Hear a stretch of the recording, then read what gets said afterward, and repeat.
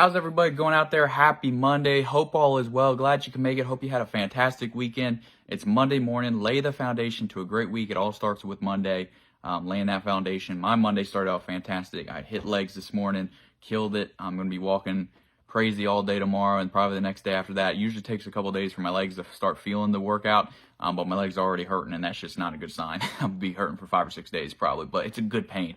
And then 8:30 this morning, I got a text that an offer was accepted that I submitted yesterday. These buyers, I've only had them, I had them for about a week. It didn't take that long. We did submit 2 or 3 other offers, but they got outbid. But this home yesterday, we put in an offer and it was accepted. We're going to have contracts done today, so we'll be under contract tomorrow, be an attorney review, tomorrow.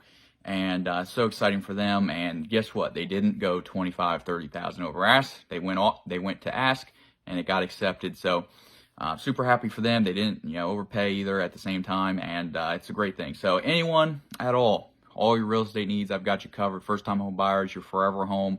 If you want to be an investor, if you want to lease, if you want to buy, you want to flip, whatever the case may be, please contact me today. I'm going to give you that personalized, fit real estate experience for you. I'm not a cookie cutter realtor at all. Every person's needs are different. I'm going to fulfill your needs in the real estate realm any way possible and however it needs to be.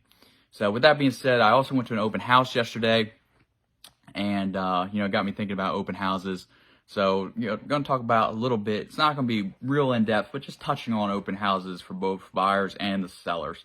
So when COVID, the height of COVID, open houses kind of died. It went the way of the dinosaurs for a little while, just because of the virus being, the pandemic and everything. And it's self-explanatory why they went away.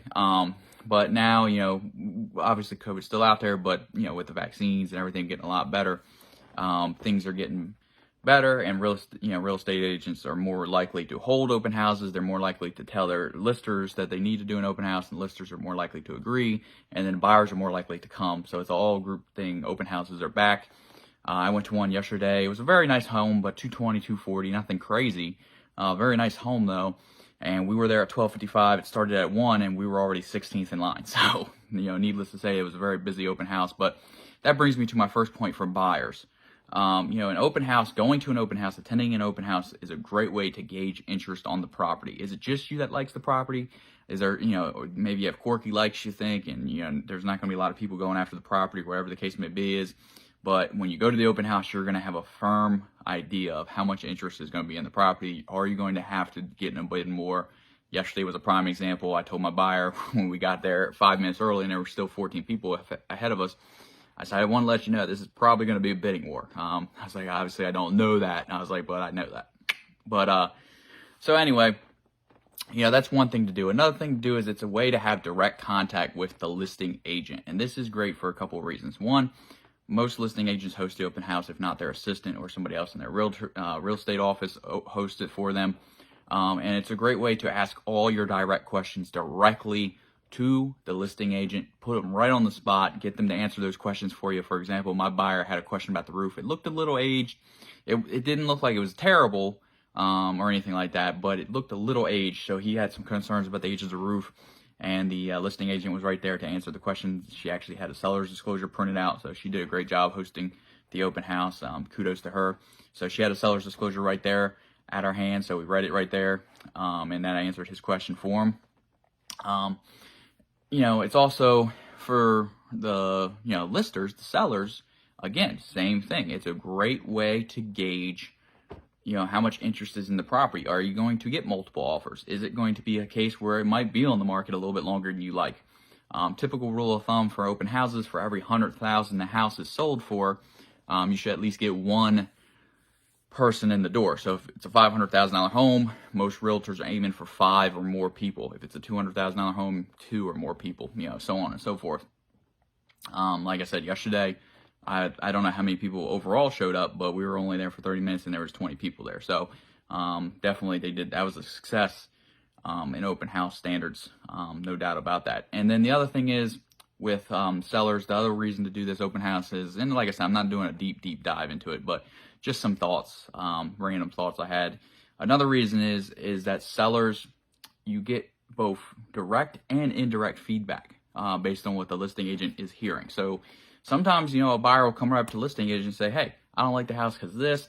I saw a little, wet spot in the roof. What is that? Whether, or I love the house. This is fantastic. It meets all my needs, whatever the case may be, both positive and negative feedback directly to the real estate agent.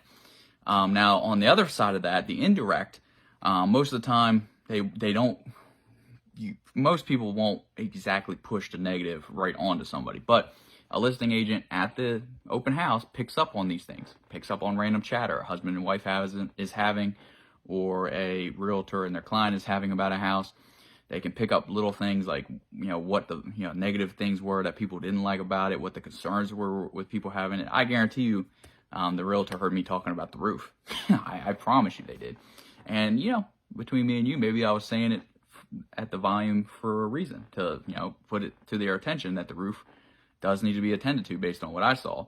Obviously I'm not a, inspector or anything, but based on what I saw, the roof was definitely aged. I think it was probably right there at the limits of the, life expectancy. So again, when you come back from an open house, it's a big thing for a seller. You're very vulnerable. You're opening your home to a bunch of random people you don't know. It's a very vulnerable situation to be in, but it's a very good situation to be in. You can gauge the interest in your home, and you also get great feedback, live feedback, which is the best feedback, because usually, on the go, last minute feedback is the best versus, someone seeing your house and then them writing a feedback on MLS. You're not getting the uncensored feedback. So again, those are the underlying things about open houses, both for buyers and sellers. Just like I said, didn't really dive deep into it, but just a little something to think about. If you're a buyer and you're looking at a home that just hit the market, see if it has an open house. And if you're a seller thinking about selling your home, think about doing an open house. So until then, I'll see you all Wednesday, and have a great week.